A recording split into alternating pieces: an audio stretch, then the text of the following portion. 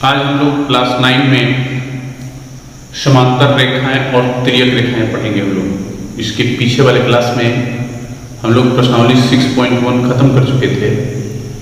अब हम लोग उसके आगे बढ़ेंगे। ध्यान दीजिएगा, प्रश्नावली 6.1 जो था उसमें जिस चीज़ को हम लोग पढ़े थे उसका भी रिवीजन इस एक्सरसाइज को बनाने में होना चाहिए। जैसे जैसे हम लोग आगे बढ़ेंगे पीछे वाला का रिवीजन यदि हो रहा है तो ज्योमेट्री में कहीं कोई दिक्कत नहीं होगी, ये ध्यान रखिएगा। अब यहाँ पर देखिए समांतर रेखाएं और तिर्यक रेखाएं। समांतर रेखाएं का मतलब पैरेलल लाइंस, आप लोग जानते हैं। तिर्यक रेखा का मतलब होता है ट्रांसवर्सल लाइन। तिर्यक रेखा का मतलब जो तिरछा काट जैसे खींचते हैं हम लोग, जैसे इसमें ये तिर्यक लाइन है L और ये दो सीधी रेखा है। ये कोई जरूरी नहीं कि ये दोनों सीधी रेखा समांतर ही होगी, क्योंकि हम लोग अभिगृहित में पढ़ चुके हैं कि ये समांतर नहीं भी है तो भी इसको हम लोग तिर्यक रेखा ही कहेंगे। ठीक है, तो यहाँ पर हम लोग ले लिए हैं कि माना कि कोई दो सीधी रेखा M और N है। ध्यान दीजिएगा, जिसको एक L जो है वो तिर्यक रेखा क्रमशः P और Q पर काटती है, यानी कि M को P पर और N को Q पर काटती है। यहाँ पर आप लोग देख रहे हैं ना कि 1 2 3 4 5 6 7 8 कोण बन रहे हैं और इन कोणों में कोई ना कोई संबंध होता है। इसलिए हम लोग इस युग्म को देखेंगे कैसा क्या होता है, और ये युग्म हम लोग 8th क्लास में भी पढ़ चुके हैं। ठीक है, ध्यान दीजिएगा, हो सकता है कि याद होगा, आप लोग को नहीं होगा तो हम लोग फिर से लिख दिए हैं। इस स्थिति में कुल 8 कोण बनते हैं। कौन कौन? Angle 1, angle 2, angle 3। एंगल 1 जो है 8 कोण बनता है, जिसमें एंगल 1, एंगल 2, एंगल 7 और एंगल 8 जो है वो बाह्य कोण कहलाते हैं, एक्सटीरियर एंगल। क्यों? क्योंकि जो ये दोनों रेखा लिए हैं, इसके ऊपर का और नीचे वाला का नीचे का जो भी एंगल बन रहा है उसको हम लोग बाह्य कोण कहेंगे। ये ध्यान रखिएगा आप लोग। इन दोनों रेखा के अंदर में जो कोण बनेगा उसे हम लोग अंतः कोण कहेंगे। तो यहाँ पर 3, 4, 5 और 6 जो है आपका अंतः कोण है। तो यहाँ पर हम लोग लिखे हुए हैं, देखिए 1, 2, 7, 8 बाह्य कोण यानी एक्सटीरियर एंगल्स, 3, 4, 5, 6 अंतः कोण यानी इंटीरियर एंगल्स हैं। इस स्थिति में निम्नलिखित युग्म बनते हैं। ये जब ऐसा होता है किसी दो सीधी रेखा को एक तिर्यक रेखा काटती है तो उसमें कुछ पेयर्स बनते हैं। उस पेयर्स को हम यहाँ पर देखें, पहला पेयर्स है हमारा संगत कोण, कॉरस्पॉन्डिंग एंगल्स का। ठीक है, संगत कोण किसको कहते हैं? तो इस फिगर में देखिए, जो कोण जहां बन रहा है पहली रेखा के साथ, ये दोनों सीधी रेखा के साथ जो कोण बन रहा है ऊपर और तिर्यक रेखा जो काटी है यहाँ पर, वो उसी स्थिति में नीचे वाले के साथ में यदि बन रहा हो तो उसे हम लोग संगत कोण कहते हैं। जैसे 1 का संगत कोण 5 होगा, ठीक है, 2 का संगत कोण 6 होगा। क्यों? तिर्यक रेखा के इस साइड इस रेखा के ऊपर बन रहा है, ये भी एंगल जो है तिर्यक रेखा के इस साइड नीचे वाली रेखा के ऊपर बन रहा है, यानी कि ये कोण और ये कोण दोनों सीधी रेखा के ऊपर ही बन रहा है और तिर्यक रेखा के एक ही साइड में है। तो ऐसे कोण को हम लोग संगत कोण कहते हैं, यानी कॉरस्पॉन्डिंग एंगल। तो यहाँ पर 2 और जो 6 है वो कॉरस्पॉन्डिंग एंगल। देख लीजिए 1 और 5 हम लोग लिखे हैं पहला पेयर्स में, दूसरा पेयर्स में 2 और 6 लिखे हैं, तीसरा पेयर्स देखिए 4 और 8 इस रेखा के नीचे बन रहा है तिर्यक रेखा के इस साइड, ये भी रेखा के नीचे तिर्यक रेखा के इस साइड, दोनों की साइड एक ही है लेकिन स्थिति सेम है। रेखा के नीचे यदि बन रहा है तो रेखा के नीचे वाला को ही हम लोग संगत लेंगे, यानी कि 4 और 8 हमारा कॉरस्पॉन्डिंग एंगल हो गया। उसी तरह यहाँ पर 3 और 7 जो है आपका कॉरस्पॉन्डिंग एंगल है। ठीक है, दूसरा पॉइंट है एकांतर अंतः कोण, अल्टरनेट इंटीरियर एंगल्स कहा जाता है। तो एकांतर अंतः कोण का मतलब देख लीजिए, पहले अंतः कोण में 4, 3, 6 और 5 है। इस रेखा और इस रेखा के बीच में जो एंगल बनेगा वो एंगल आपका एकांतर अंतः कोण कहलाएगा। उसी में से हम लोग एकांतर अंतः कोण लिखेंगे। एकांतर का मतलब क्या होता है कि एक कोण तिर्यक रेखा के एक तरफ, दूसरी कोण दूसरी तरफ बनेगा, तो उसे हम लोग एकांतर कहते हैं। जैसे यहाँ पर देखिए 3 का एकांतर 5 है, एक एंगल इधर बन रहा है, एक एंगल इधर बन रहा है, तो 3 का जो एकांतर होगा वो 5 होगा। यहाँ पर हम लिखे हुए देखिए 3, 5, 4 का 6 होगा। ध्यान दीजिए, उनको लगता है कि आप लोग को समझ में आया होगा। एकांतर बाह्य कोण, अल्टरनेटिव एक्सटीरियर एंगल्स, देखिए लिखा गया है तो यहाँ पर देखिए 1 है, इसका एक्सटीरियर ये रेखा की तिर्यक रेखा की साइड बन रहा है, तिर्यक रेखा की इस साइड, एक्सटीरियर मतलब बाहर। तो आ जाइए यहाँ पर, तो एंगल 1 का एक्सटीरियर एंगल क्या होगा, अल्टरनेट एक्सटीरियर एंगल 7, यानी 1 और 7 2 और 8 लिखा गया है। तिर्यक रेखा के एक ही ओर के अंतःकोण, ये तिर्यक रेखा है, ट्रांसवर्सल लाइन, इसको इस साइड का करेंगे तो हम लोग को क्या मिलेगा 3 और 6। तिर्यक रेखा के एक ही ओर का अंतःकोण 3 और 6, फिर उसके बाद 4 और 5 लिखें। चलिए इसमें नोट होता है, तिर्यक रेखा के एक ही ओर के अंतःकोण जो कहलाता है, तिर्यक रेखा के एक ही ओर के अंतःकोण 3 और 6 को हम लोग क्रमागत अंतःकोण भी कहते हैं, कंसेक्टिव इंटीरियर एंगल्स, या संबंधित कोण कहते हैं, यानी एलाइड एंगल्स भी कहा जाता है, या इसको हम लोग सह अंतःकोण यानी को इंटीरियर एंगल्स भी कहा जाता है। किसको, 3 और 6 को, या 4 या 5, यानी तिर्यक रेखा के एक ही ओर के अंतःकोण। ध्यान दीजिएगा, इस तिर्यक रेखा के एक ओर का अंतःकोण, इसमें एक चीज आप याद रखना है बस, कि इसमें बाह्य कोण है और अंतःकोण है, यानी कि इंटीरियर कोण है और एक्सटीरियर कोण है। तो ये जो रेखा है दोनों, इन दोनों रेखा के एक के ऊपर और एक दूसरी वाली के नीचे जो एंगल बनेगा उसे हम लोग एक्सटीरियर एंगल बोलेंगे, और ये दोनों सीधी रेखा के बीच में अंदर जो एंगल बनेगा उसे हम लोग इंटीरियर एंगल कहेंगे। इसी पर हम लोग को ये एक्सरसाइज पढ़ना है, ध्यान दीजिएगा, इस पर हम लोग को थ्योरम भी देखना है। हम लोग अब आगे बढ़ते हैं, यहाँ पर देखिए अभिगृहित हम लोग 2 चीज पढ़ेंगे, और हम लोग जानते हैं कि अभिगृहित जो होता है वो सिद्ध किया हुआ कथन होता है, जिसको हम लोग को सत्य मानना पड़ता है। ठीक है, इसमें देखिए दिया है कि एक तिर्यक रेखा 2 समांतर रेखाओं को प्रतिच्छेद करे तो संगत कोणों का प्रत्येक युग्म बराबर होता है। ध्यान दीजिएगा, संगत कोण यानी कोरस्पॉन्डिंग एंगल का प्रत्येक युग्म यानी कि ईच पेयर्स इक्वल होते हैं। अब यहाँ पर ध्यान दीजिए कि ये एक तिर्यक रेखा है L, और 2 समांतर रेखा M और N को हम यहाँ पर लिख लिए हैं कि M और N को P तथा Q पर काटती है। तो हम लोग अभी पीछे देखे कि एंगल 1 का संगत एंगल 5 होता है, एंगल 2 का संगत एंगल 6 होता है, एंगल 4 का संगत 8 होता है, एंगल 3 का संगत एंगल ये होता है 7। तो बोल रहा है कि ये बराबर होगा। तो कैसे बराबर होगा, इसके लिए आप लोग भी एक्सपेरिमेंट कर सकते हैं। हमारे कॉपी में जो लाइन खींची गई होती है वो समांतर होती है, उसको ऐसे तिरछा आप लोग काट लीजिए, और काटने के बाद ये एंगल और ये एंगल मापिए, दोनों बराबर मिलेगा। ये एंगल मापिए, दोनों बराबर मिलेगा।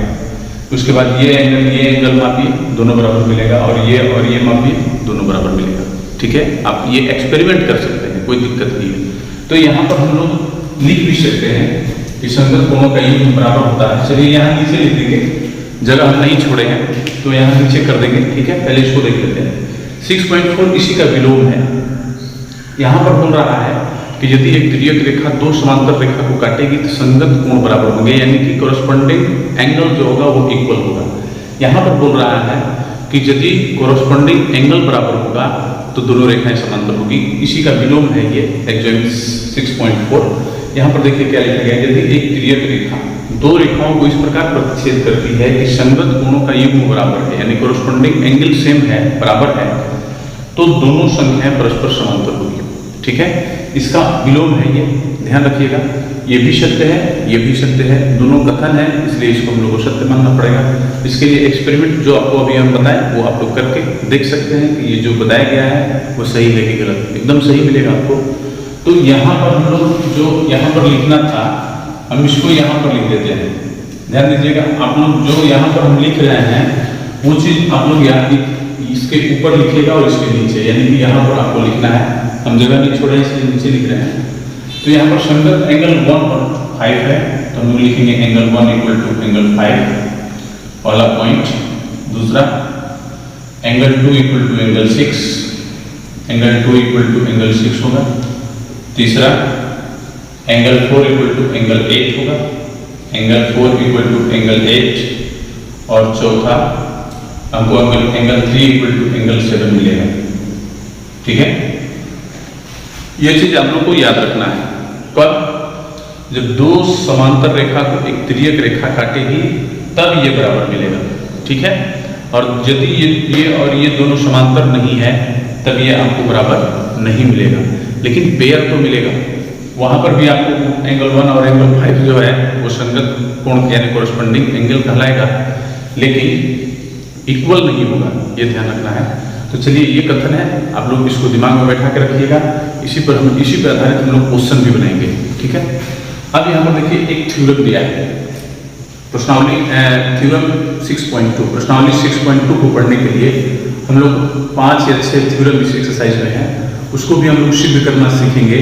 और हम आप लोग को पहले ही बता चुके हैं कि जो थ्योरम होगा वो ज्योमेट्री के लिए फॉर्मूला होता है, तो इसको भी हम लोग को ध्यान रखना है। यहाँ पर दिया है कि यदि एक तिर्यक रेखा 2 समांतर रेखाओं को प्रतिच्छेद करे तो एकांतर अंतःकोणों का प्रत्येक युग्म बराबर होता है।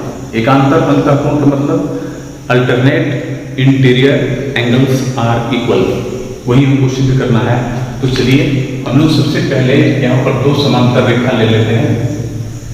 यहाँ पर चलिए एक तिर्यक रेखा ले लेते हैं, यहाँ पर ये L हो जाएगा, इसको M और इसको N कर दीजिए, और मान लीजिए कि ये P पर और ये मान लीजिए Q पर कटती है, ठीक है, ये ध्यान रखना है। यहाँ पर एंगल हम बना लेते हैं, ये एंगल 1 हो गया, ये एंगल 2 हो गया, ये 3, ये 4, ये 5, ये 6, ये 7 और ये 8, ठीक है। ध्यान दीजिएगा, पीछे हम लोग जो पढ़े हैं उसको भी हम लोग इसमें उपयोग करेंगे, इसको सिद्ध करने में। तो सबसे पहले यहाँ पर हम लोग लिखेंगे प्रमाण यानी प्रूफ में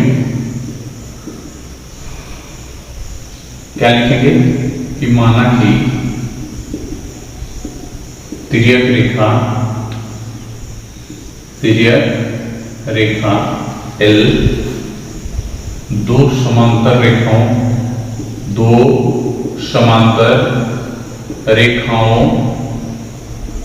M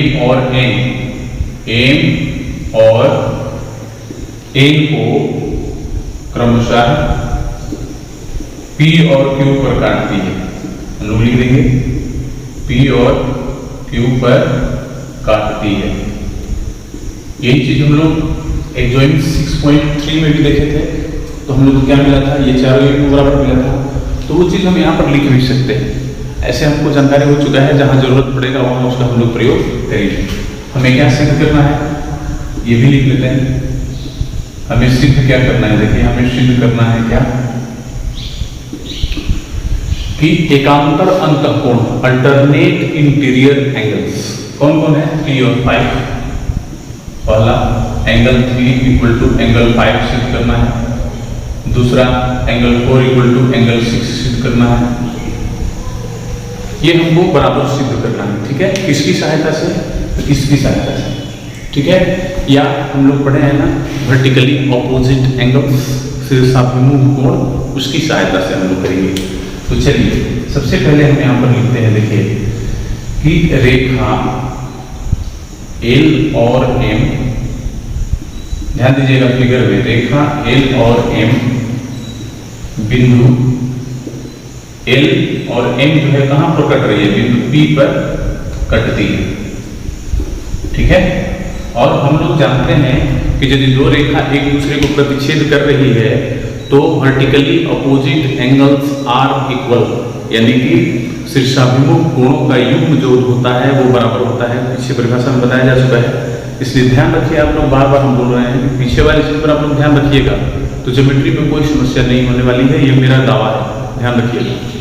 तो यहाँ पर देखिए ये और ये काट रही है, तो यहाँ पर शीर्षाभिमुख कोण कौन कौन है, 1 और 3, 2 और 4, इसको हम लोग बराबर लिख सकते हैं।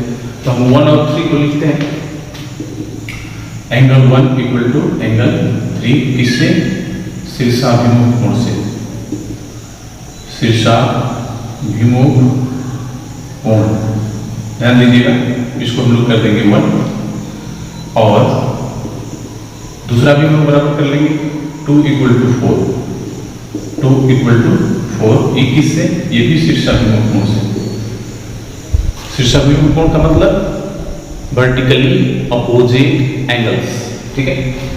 फिर अब हम लोग लिखेंगे, ध्यान दीजिएगा, फिर अब यहाँ पर जो हमको मिला हुआ है ये, इसका प्रयोग भी हम लोग यहाँ पर करेंगे। तो चलिए यहाँ पर जब करेंगे तो क्वेश्चन एंगल 1 जो है एंगल 5 का संगत है, तो यहाँ पर लिखेंगे फिर एंगल 1 इक्वल टू एंगल 5 कहाँ से, संगत कोण से, संगत कोण से।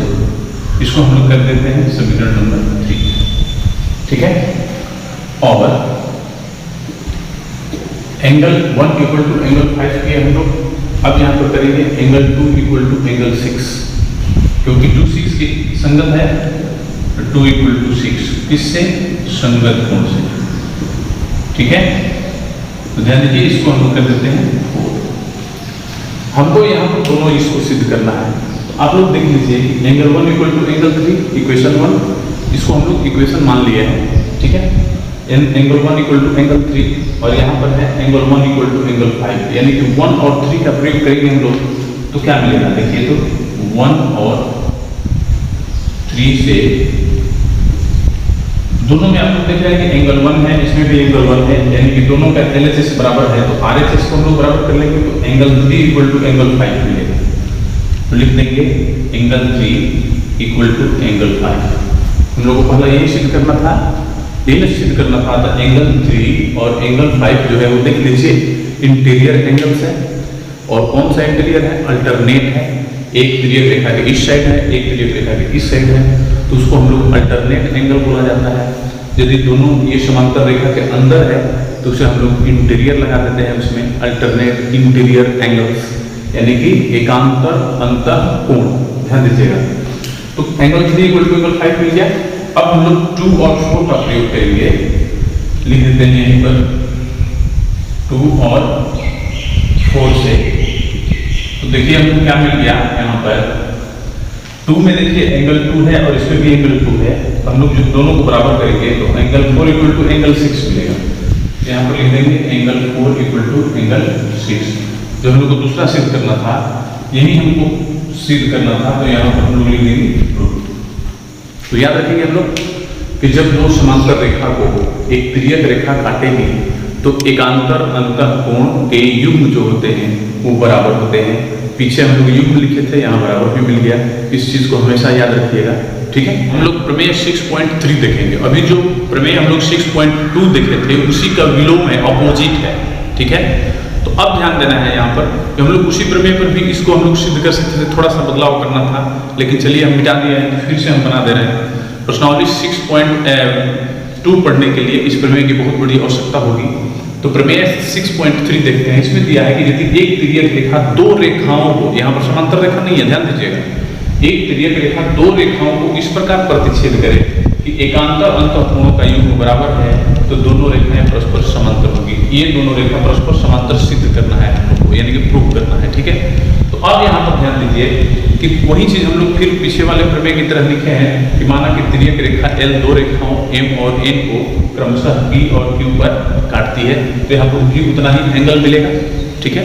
तो यहाँ पर दिया है ना कि इस प्रकार काटती है कि एकांतर अंतःकोण का युग्म बराबर है, तो हम यहाँ पर बराबर लिख दिया है, यानी कि एकांतर अंतःकोण 3 = 5, 4 = 6, ये हमको दिया गया है प्रश्न में ही, यानी कि थ्योरम में ही हम लोग को दिया गया है।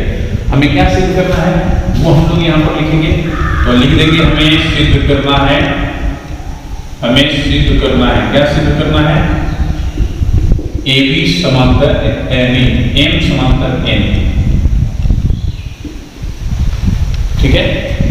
यानी कि यहाँ पर हम लोग को सिद्ध करना है कि M और N जो है वो समांतर है। कैसे सिद्ध करेंगे, अभी अभिगृहित हम लोग जो देखे हैं 6.2 और 6.3 उसके प्रयोग से हम लोग इसको सिद्ध करेंगे। उसमें क्या पढ़े हम लोग कि एक तिर्यक रेखा दो सीधी रेखा को इस प्रकार काटती है कि उसके संगत युग्म यानी कोरस्पॉन्डिंग पेयर्स जो है वो यदि इक्वल होंगे तो दोनों रेखा समांतर होती है। तो हम यहाँ पर संगत कोण को बराबर दिखा देंगे, कोण 1 = कोण 5, कोण 2 = कोण 6, इन दोनों में से किसी एक पेयर भी यदि बराबर हो गया, मान लीजिए कि एंगल 1 = एंगल 5 बराबर हो जाएगा तो ऑटोमेटिक 2 = 6 हो जाएगा। इसलिए हम कोई एक एंगल यदि बराबर दिखा देंगे तो हमको ये प्रमाणित कर लेंगे कि M और N जो है वो समांतर है, ठीक है। इसके लिए हम क्या करेंगे, तो सबसे पहले यहाँ पर लिखेंगे कि चूंकि L और M किस बिंदु पर काट रही है, देखिए L और M बिंदु P पर कटती है, ठीक है। तो यहाँ पर लिख लेंगे P पर कटती है, तो शीर्षाभिमुख कोण से यानी वर्टिकली अपोजिट एंगल से हमको क्या मिलेगा 1 = 3, 2 = 4। तो हम लोग लिखेंगे 1 = 3 और 2 = 4। यहाँ पर अब हम ये नहीं लिखेंगे कि शीर्षाभिमुख कोण हम लोग पीछे वाले में लिखे थे, यहाँ पर नहीं लिखेंगे क्योंकि आप लोग समझ चुके हैं, तो यहाँ पर हम नहीं लिखेंगे। तो इसको हम कर देते हैं 1, इसको 2, इसको कर देते हैं 3 और इसको कर देते हैं 4। ध्यान दीजिएगा। तो यहाँ पर हम लोग 1 और 3 का प्रयोग करेंगे, लिखेंगे 1 और 3 से, 1 और 3 से। देखिए दोनों में 3 और 3 कॉमन है, तो हम लोग 1 = 5 कर लेंगे, तो हमको एंगल 1 = एंगल 5 मिल गया। और देखिए यहाँ पर एंगल 1 और एंगल 5 जो है वो कोरस्पॉन्डिंग एंगल है, यानी संगत कोण है। तो संगत कोण हमको यहाँ पर बराबर मिल गया। हम लोग चाहेंगे तो दूसरा वाला भी मिल जाएगा। हम लोग लिख सकते हैं 2 और 4 से, लिखेंगे फिर 2 और 4 से। तो क्या लिखेंगे देखिए 2 में हमको 4 6 मिला है, 4 में 2 4 मिला है, दोनों में 4 कॉमन है, यानी कि 4 = 2 है और यहाँ 4 = 6 है, तो 2 और 6 भी बराबर होगा, यानी कि लिखेंगे एंगल 2 = एंगल 6। अब देखिए यहाँ पर ये और ये मिल गया बराबर। तो इस स्थिति में हम लोग किसका प्रयोग करेंगे? अभिगृहित का। ठीक है, यहाँ पर हम लोग अभिगृहित 6.4 का प्रयोग करेंगे। अभिगृहित 6.4 में हम लोग क्या पढ़े कि यदि दो सीधी रेखा को एक तिर्यक रेखा इस प्रकार काटती है कि उसके संगत कोणों का युग्म बराबर हो, तो वो दोनों रेखाएं परस्पर समांतर होती है। तो यहाँ पर हम लोग लिख देंगे अभिगृहित यानी एडजॉइंट्स, अभिगृहित 6.4 से संगत कोणों का युग्म बराबर है 2 = 6, 1 = 5, यानी 1 5 और 2 6 बराबर हमको मिल चुका है। तो हम लोग लिख देंगे n पहले n, यानी कि दोनों रेखा परस्पर समांतर होगी। यही हमको सिद्ध करना था। ठीक है, अब ये 6.4 देख लेते हैं। इसमें दिया है एक तिर्यक रेखा दो समांतर रेखाओं को प्रतिच्छेद करे तो तिर्यक रेखा के एक ही कोण के अंतःकोणों का प्रत्येक युग्म संपूरक होता है। ठीक है, यानी कंप्लीमेंट्री एंगल्स जो हम लोग पढ़े हुए हैं, ठीक है, उसी के बराबर होगा। तो क्या पढ़े हुए हैं हम लोग, ध्यान दीजिए कि हम लोग को क्या सिद्ध करना है। तिर्यक रेखा के एक ही ओर के यानी कि 3 और 6 का योग जो होगा वो 180 डिग्री के बराबर होगा। तो फिगर तो हम लोग बना लिया है। यहाँ पर सबसे पहले लिखेंगे कि माना कि तिर्यक रेखा L दो समांतर रेखाओं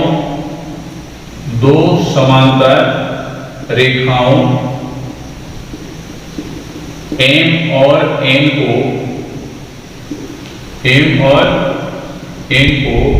क्रमशः P और Q पर काटती है। ठीक है, ध्यान दीजिएगा। अब तो हम लोग कहीं भी लिख सकते हैं, दो समांतर रेखा को यदि एक तिर्यक रेखा काटेगी तो हम लोग कहीं भी लिख सकते हैं उसका संगत युग्म बराबर होगा, एकांतर अंतःकोणों का युग्म बराबर होगा। हम लोग दोनों सिद्ध कर चुके हैं, तो अब लोग दोनों का प्रयोग यहाँ पर कर सकते हैं। पीछे जो हम लोग पढ़ चुके हैं उसका प्रयोग अब हम लोग आगे कर लेंगे, ये ध्यान रखना है आप लोग। तो सबसे पहले हम लोग क्या सिद्ध करना है, पहले लिख लीजिए। हमें सिद्ध करना है, क्या सिद्ध करना है, ध्यान दीजिएगा, क्या सिद्ध करना है। 3 + 6 एंगल 3 + एंगल 6 = 180 डिग्री, ये पहला हुआ। और दूसरा हमको सिद्ध करना है एंगल 4 + एंगल 5 = 180 डिग्री। ठीक है, ये हम लोग सिद्ध कर लेंगे। अब कैसे सिद्ध करेंगे इस पर ध्यान देना है। तो यहां पर हम लोग सबसे पहले लिखेंगे कि चूंकि तिर्यक रेखा L, ध्यान दीजिएगा, तिर्यक रेखा L दो समांतर रेखाओं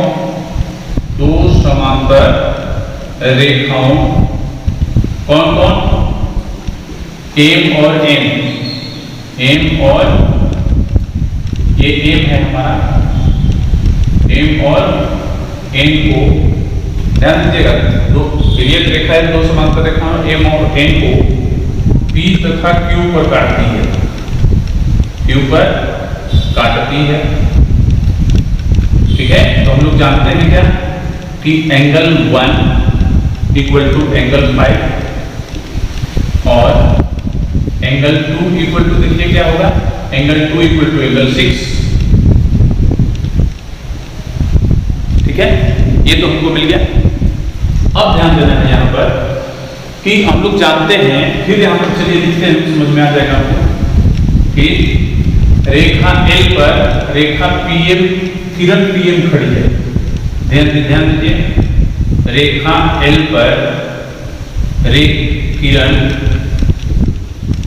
किरण PM खड़ी है। ठीक है, PM, तो angle 2 plus angle 3 equal to 180 degree होगा। तो यहाँ पर लिख देंगे angle 2 plus angle 3 equal to 180 degree. ठीक है, अब यहाँ पर ध्यान दीजिए कि एंगल 2 इक्वल टू एंगल 6 हमको मिला है।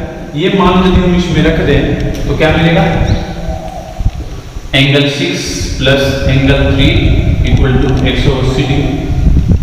देखिए तो हम लोग का ये वाला सिद्ध हो गया, पहला वाला angle 3 plus angle 6 equal to 180, angle 3 plus angle 6 बराबर 180, पहला सिद्ध हो गया है हमारा। उसी तरह हम लोग इस रेखा पर इसको खड़ी दिखाएंगे अब हम लोग, तो 1 प्लस 4 बराबर हमको 180 डिग्री मिलेगा और 1 बराबर 5 दिया है, तो हम लोग उसमें रख देंगे मान, तो 4 प्लस 5 बराबर 180 डिग्री हो जाएगा। तो हम लोग लिख देंगे इसी प्रकार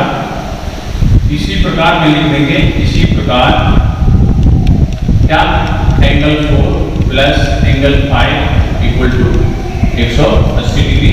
यही हमको प्रूव करना था, हम लोग प्रूव कर चुके हैं। ठीक है, देख लीजिए कितना आसान है, इसको आप लोग ध्यान से देखिएगा तो हमको नहीं लगता है कहीं कोई दिक्कत होगा। 6.5 जो प्रमेय है वो पॉइंट 6.4 का विलोम है। ठीक है, इसमें हम लोग देख रहे हैं कि इसमें दिया था कि दो समांतर रेखा को एक तिर्यक रेखा काटती है तो उसके तिर्यक रेखा के एक ही ओर के अंतःकोणों का योग 180 डिग्री होता है। ये हमको सिद्ध करना था। अब की बार ये दिया है और हमको सिद्ध करना है कि M और N समांतर है। तो आप लोग प्रमेय यहाँ पर लिख लीजिएगा, हम इसी पर आपको बता देते हैं। यहाँ पर आप लोग प्रमेय चेंज कर लीजिएगा। आपका प्रमेय है 6.5, यदि एक तिर्यक रेखा दो सीधी रेखाओं को इस प्रकार प्रतिच्छेद करती है कि उसके तिर्यक रेखा के एक ही ओर के अंतःकोणों का योग 180 डिग्री है, तो वो दोनों रेखाएं समांतर होगी, यानी कि M और N को हमको समांतर दिखाना है। ठीक, अपोजिट, तो अपोजिट में यहाँ पर हम लोग चेंज कर लेते हैं। ये केवल आप प्रमेय चेंज कर लीजिएगा, हम यहाँ पर आपको चेंज कर देते हैं। तो इसमें भी वही लिखेंगे, यहाँ पर दो समांतर रेखा नहीं होगा, अब हो जाएगा दो रेखाओं M और N को P और Q पर इस प्रकार काटती है। ध्यान दीजिए, यहाँ पर इस प्रकार काटती है कि ये हमको दिया है angle 3 plus angle 6 equal to 180 degree. इसको 1 कर दीजिए, ध्यान दीजिएगा आप लोग, और हम लोग लिख देंगे यहां पर और करके angle 4 plus 5 equal to 180 degree. ठीक है, यानी ये हमको दो चीज प्रमेय में ही दिया है।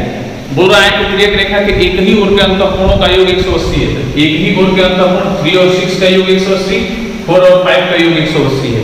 हमें क्या सिद्ध करना है, हम यहाँ पर लिख लेंगे, हमें सिद्ध करना है, क्या सिद्ध करना है, हमें सिद्ध करना है कि M जो है वो पैरेलल है किसके, N के। ये पैरेलल का चिन्ह है, ध्यान दीजिएगा, ये समांतर का चिन्ह है। लेकिन हम लोग तो ये जानते हैं ना कि ये जो रेखा है इस पर PM खड़ी है, ये तो होगा, भले ये और ये समांतर नहीं होगा, लेकिन यहाँ पर तो 2 और 3 का योग 180 मिलेगा हमको, तो 2 और 3 का हम योग 180 कर सकते हैं। ठीक है,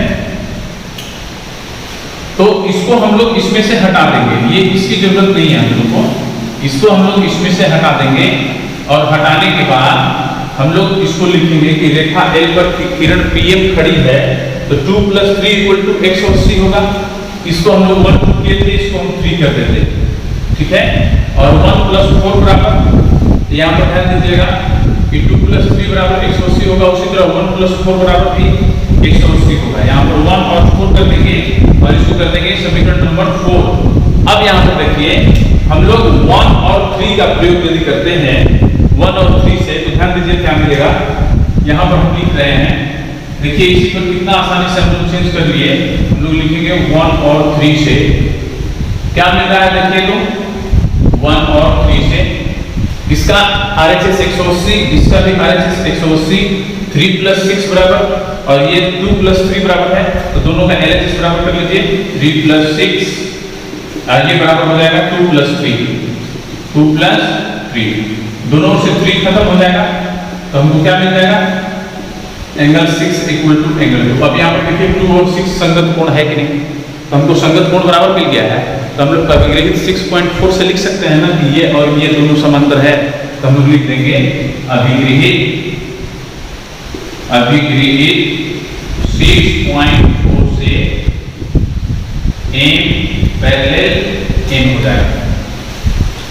यही हमको सिद्ध करना था। मैं 6.6 हम लोग देखते हैं, इसमें दिया है कि वे रेखाएं जो एक ही रेखा के समांतर हो परस्पर समांतर होती है।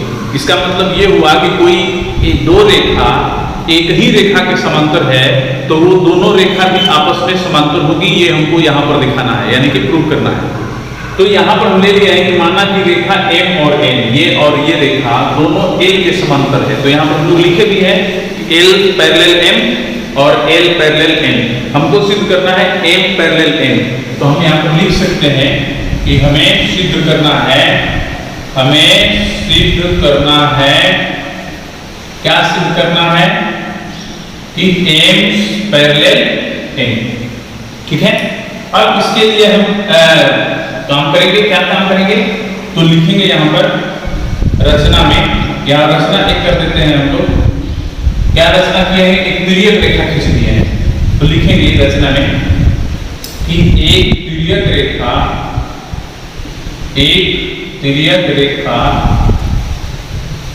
P खींचा जो रेखाओं, ध्यान दीजिएगा, जो रेखाओं L, M और N को L,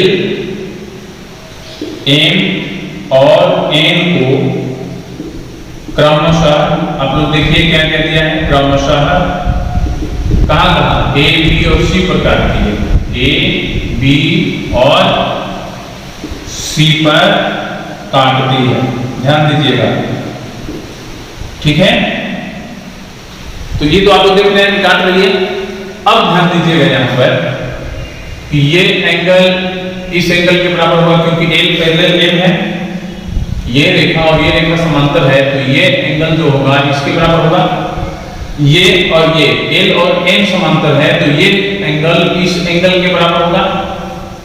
कोरस्पोंडिंग एंगल्स 1 का कोरस्पोंडिंग 2 हो जाएगा इसके साथ और 1 का इसके साथ 3 हो जाएगा।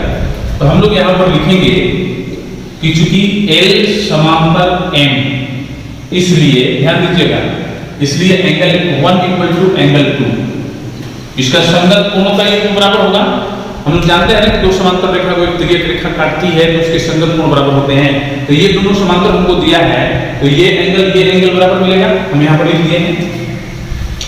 फिर हम लोग लिख देते हैं यहाँ पर, और दूसरा हमको क्या दिया है, L समांतर N, दूसरा यहाँ पर हमको जो दिया है, तो L और N समांतर है, इसको तिर्यक रेखा काट रही है, तो 1 का संगत कोण क्या मिलेगा 3, तो यहाँ पर हम लोग लिख देंगे एंगल 1 = एंगल 3, इसको कर देंगे 2 और इसको कर देंगे 1 और लिखेंगे 1 और 2 से, ध्यान दीजिएगा थोड़ा सा, 1 और 2 से हम क्या लिखेंगे, एंगल 1 = 3 है, यहाँ पर एंगल 1 = 2 है, तो दोनों में एंगल 1 कॉमन है, तो हमें यहाँ पर क्या हो जाएगा 2 = 3, तो हम लोग लिख देंगे 2 = 3। अब फिगर में आएंगे, देखिए 2 और 3 यहाँ पर समान मिल रहा है, 2 का संगत 3 होगा, यानी कि एंगल 2 और एंगल 3 जो है वो संगत कोण है, यानी कोरस्पोंडिंग एंगल है।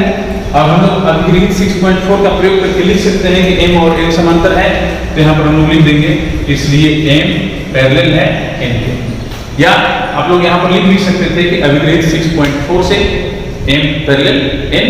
हम लोग इस एक्सरसाइज को पढ़ने के लिए थ्योरम पढ़े हैं 6.2, 6.3, 6.4, 6.5, ये हम लोग थ्योरम पढ़ चुके हैं, और 6.6 भी, यानी कि इसमें हम लोग जो थ्योरम पढ़े हैं इस एक्सरसाइज को बनाने के लिए बहुत महत्वपूर्ण साबित होगा। तो आज हम लोग इस क्लास में बस इतना ही देखेंगे। आप लोग इस प्रमेय को थोड़ा अच्छा तरह से पढ़ लीजिएगा, ताकि जब हम लोग एक्सरसाइज बनाएंगे आपको कोई दिक्कत नहीं होगा। आज के लिए इतना ही, धन्यवाद।